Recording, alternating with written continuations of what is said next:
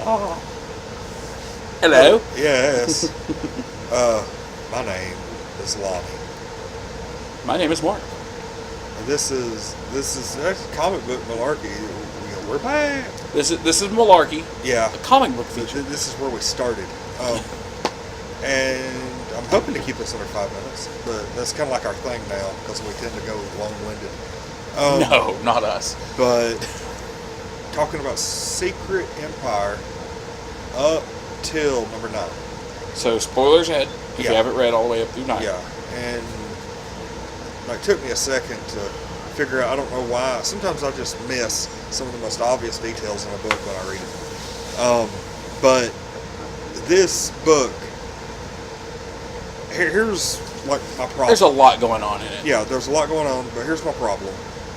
Marvel, typically, they did it with like Secret Invasion. They did it with Original Sin. Mm-hmm. They did it with Battle of the Atom. They did it with Cataclysm. Okay. Where they kind of teased that Galactus was going to destroy the ultimate world, and he didn't. Right. And then all kinds of stuff. They just teased, and then they put out a event. This is going to change everything. This is going to be the best event ever. First issue, awesome. I'm hooked.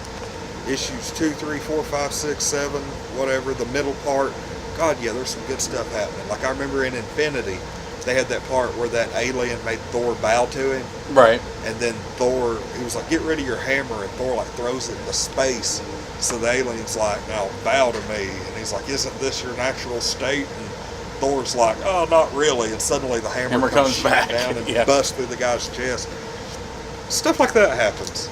There's been great stuff that has happened in Secret Empire.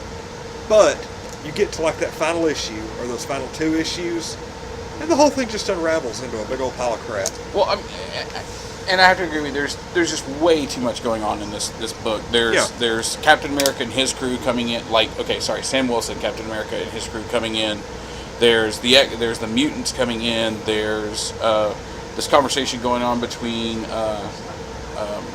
Baron Zemo and Supreme Hydra, which is Steve Rogers, and then there's also what's going on with Bucky, which Sharon, who appears to be a Hydra agent until she reveals that she's undercover. But basically, it's a lot happening in one book. The heroes are just constantly getting upper hands in this book.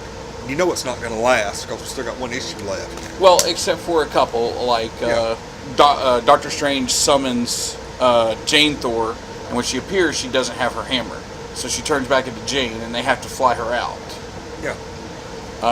So they don't have Thor. They have the Odin son. Steve Rogers has had the hammer since number 0 of Secret Empire. Right. And they haven't really addressed that much. But, we talked about it, I think, our last episode. And but just the good guys are just constantly getting one up on them. Doctor Strange is getting ready to do some kind of... like they're trying to cure Vision of the virus they put in him. They're about to do an exorcism of Scarlet Witch.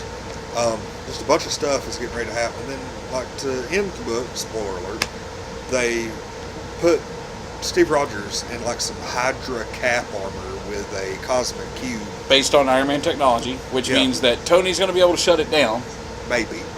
Tony always has a back door into his technology, and they made a very specific statement in there. It was like, Stark technology, blah, blah, blah, blah, blah, as he's suiting up, and they get ready to power it with the Cosmic Cube. They're telling him, Stark's, stuff, has always been top of the line. This is going to give us the edge, blah, blah, blah. So with this being Stark tech, he's going to be able to shut it down somehow. I really think that when this is over with, that's how it ends. He comes out in this big suit of armor and just beats everybody down. It does look pretty cool. And I'm like, it is, but this episode, or this issue is just so underwhelming to me. I'm like, oh God, it's going to crap. The only thing I like about it is that they confirmed my theory that when Kobik made him Supreme Hydra, she basically just took everything that was Captain America Steve out and put it in a pocket universe. And so, he's in there with her, and you've got Supreme Hydra out there. So now we just got to figure out how to merge them back together. And you think that they are inside that cosmic cube that Evil Steve is wearing? Either that, or they're inside one of the fragments that the other guys have, or something. They're somewhere that they're going to be able to get to him. There's no telling how this is going to go. But crap, we are already at 5 minutes. Yes, we are. But like I said, I've been very underwhelmed. The Marvel series typically start out really strong, and then they just kind of let the air out in the final issue or two. I think they probably needed to take this to 12 issues and take all the action that was going on in this issue and split it up between two, because it was a lot to follow. Yeah. It was a lot to follow, and you're just like, okay, well, you got all this over here. I do like the Magneto scene where Magneto takes down the helicarrier. Well, that was pretty cool because, they, Steve Rogers is mad at Emma Frost for not handing over a fragment, and she's like, the fragment was never part of the deal. And he's like, oh, you should have known better. Yeah. And then, she's like, well, I'll tell you what, we'll hand this fragment over in good faith, and we'll go on about our business. And he was like, nope, you're going to surrender to me now. And you're going to bow or something. And she's like, no mutant will ever bow. And thankfully, Magneto agrees. And then Magneto takes a helicarrier out. Yep. So, Secret Empire's going pretty good. We got a couple more weeks. Hopefully, by the next time we do a set of comic book malarkey episodes, Secret Empire number 10 will already be out. Hopefully. I think it comes out every 2 weeks. Should be. Yeah, we should be. So, anyway, that's pretty much it. I wasn't really thrilled with this particular issue, but it was okay. I'd give it about a good 3 out of 5. Just a lot to follow. Yeah, way too much to follow. If I'm not mistaken, my comic book review that I did on the website was like a 6 out of 10. Okay. I think so. All right. Well, I'm Lonnie. I'm Mark. And this has been the newest episode of Malarkey, and we are filming here at Infinity Flux out of Hickson, Tennessee. And be sure to hit that subscribe button and enter to win the Loot Crate. Follow the instructions on the top of the screen, and we'll see everybody next time. 7 minutes.